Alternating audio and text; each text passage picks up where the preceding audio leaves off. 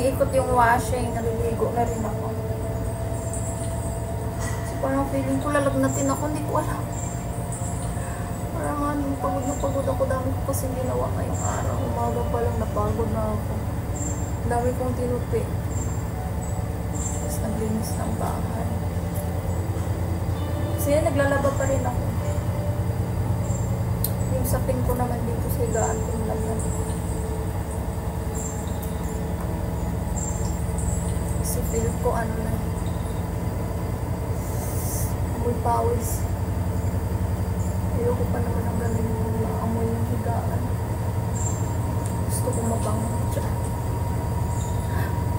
Pawis ko lang naman yun. Ako lang naman yun. Kaso syempre, iba pa rin pa tayo. Mabango. Sarap kumita.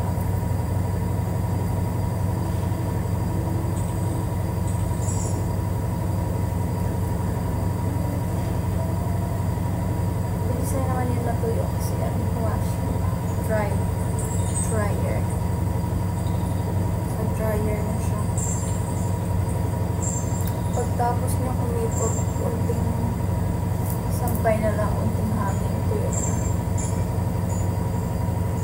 So itong buhok ko, hirap din magpatuyo.